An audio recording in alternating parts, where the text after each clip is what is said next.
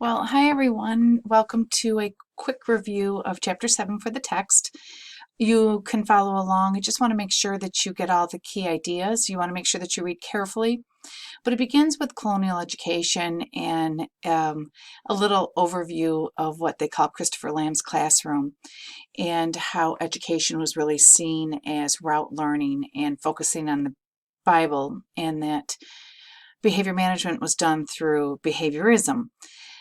We see that the students called out for being lazy pupil. It's kind of the same idea. Maybe when all of you were in elementary school, you remember the teacher would write your name on the board if you were naughty, or give you an X next to your name. So sometimes things really haven't changed too much, but we certainly don't use corporal punishment. The colonial classroom moves from the idea of teaching, a man teaching the classroom and the students being there mostly learning from the Bible, to the dame schools where classrooms were taught by women in their homes. So children and small children would go to a woman's home and she would do the teaching. It was called the dame school. You can read about that a little bit as well. And then we have the old Deluder Satan law that comes in the mid-1600s, where the purpose of education really was to thwart the devil. And children went in and they learned to read and write the Bible, and this was really the purpose of education.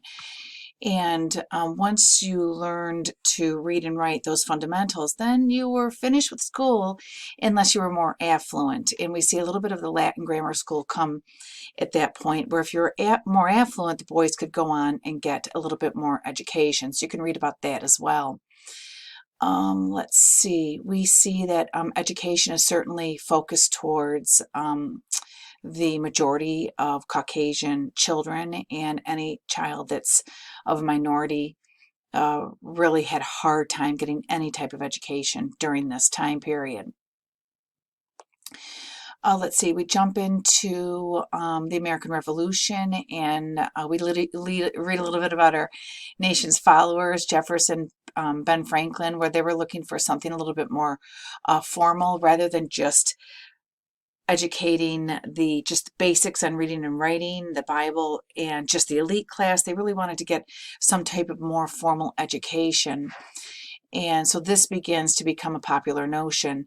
The common school movement comes very shortly after with Horace Mann. Some of you may recognize this name. Hopefully you do. A lot of schools are named after Horace Mann, where he says, look, we need to get school for everyone, for all common people. And so the common school is really the idea of today's public school.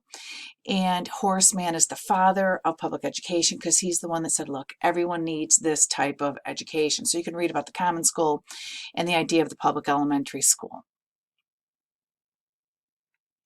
Let's see, there's a little bit of an influence. You go back to that. Well, Horace Mann realizes that there's a lot of schools popping up and we're trying to give everyone this education of the common school. However, some teachers aren't great. Some programs aren't great. And he says, you know what? We need to somehow get our teachers to be aligned and our teachers to be better prepared to teach. So he creates the normal school. And the normal school is the first teacher preparation school.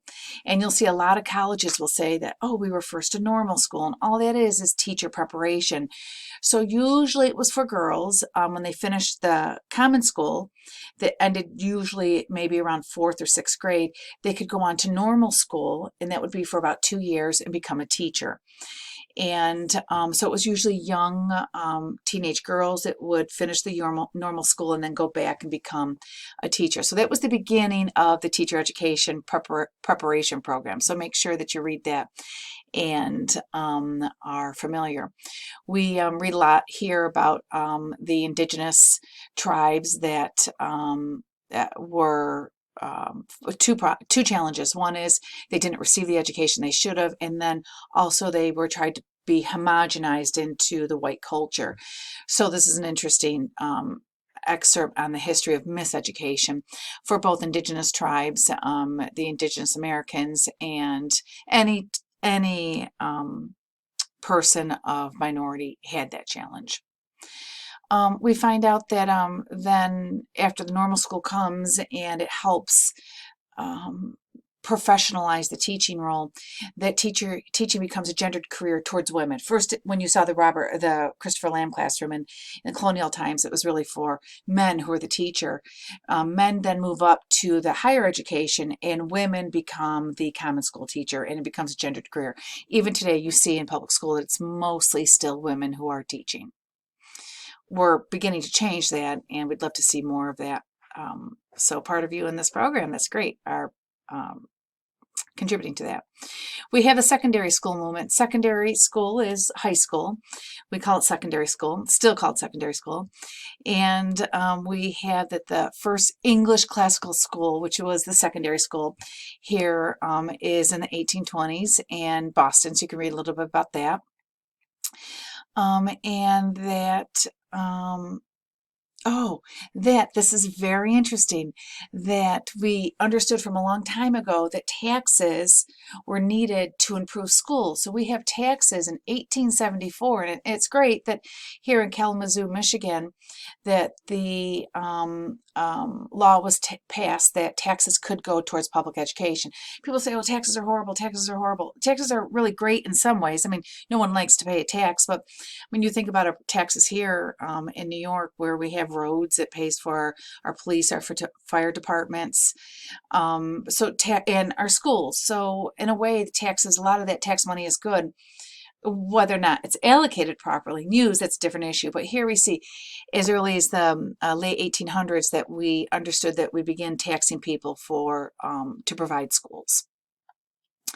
Let's see, we have John Dewey come up, and of course he's super influential. We see him when we talked about the philosophies of education, and those of you who are progressives and understood that teaching, if you can do things and do experiments and experience it, it really does help the student engage, and it becomes more interesting and creative.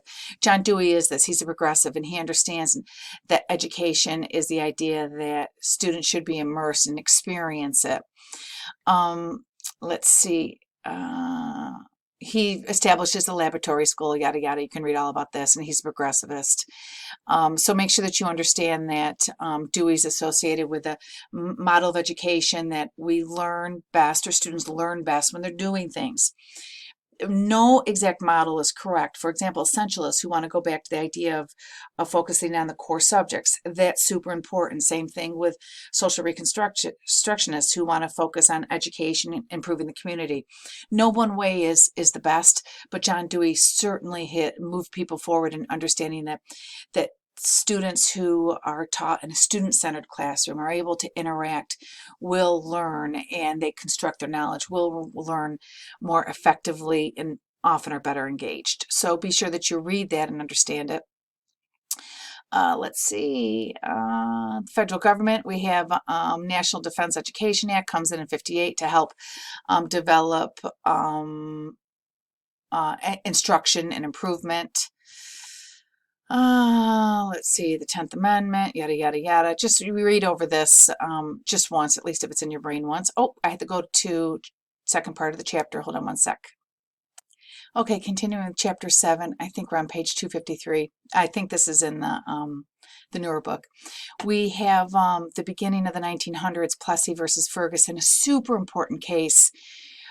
We have Plessy, who is, some of you may be familiar with that case. He was on a train in the South. I think maybe, I'm not quite sure. You can look this up. Was it the Deep South? I think maybe Arkansas, Alabama. And he was on a train, and the train was only for white people. And the conductor said you have to move to the back cars, which are for black people. He said, absolutely not, because they're not as nice. I'm, no different than anyone else. I want to be on this train. And they said, you can't be. This is only for white people. You have to be in the other train. He said no, and he refused to move. And he and his lawyer sued the state, saying, hey, if you want to separate us, we need to have the same type of quality. And so they won the case, and it became Plessy versus Ferguson, which established separate but equal. So separate became legal, but they were supposed to have equal rights and equal access. So both of those train cars had to be equally as nice. Restaurants had to be equally as nice. Schools had to be equally as nice. So separate but equal was established really a long time ago, the 1900s. We realize as this goes on that this law of segregation is enforced, but the equal is not, that blacks and whites are separate, but what's provided for the black population is just not equally, and not just is not fair. And so this comes into Brown versus the Board of Education, where Brown wants his daughter to go to a white school, and the white school says, "Sarah, you can't go there." And he said, it's a better school. I don't want my daughter going to this black school. It's just not equal. It's not as good. And so he sues, and this time they win, and it establishes desegregation, and they decide to desegregate and give everyone equal access to everything. So that's the Brown versus Board of Education. It's important that you understand both of these cases when it comes to education and what it provided. Of course, desegregation in itself caused a lot of challenges, especially for those first few black families that had to go. Those that didn't want to, of course, had to go into these white schools, who really found a lot of challenges and mistreatment. So make sure that you read this and are familiar with this. It's just a superficial overview of it. So those of you that are more interested can read about elsewhere more in depth. All right, and then let's see, it talks more about that. Then we understand that Hispanics, of course, continue to be challenged, and that any type of diversity finds challenges in our public schools, which, of course, don't favor diversity in fairness, in access, and in standardized tests. We'll talk about more of that in the upcoming weeks. This is a breakdown of diversity in our public schools. You can read about this. I don't think I need to explain any of this.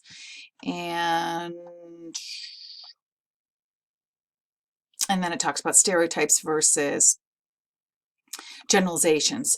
Basically, a stereotype is something that's negative, attributed to an entire group, and generalization is something that's positive. So make sure that you understand the difference between a stereotype and a generalization.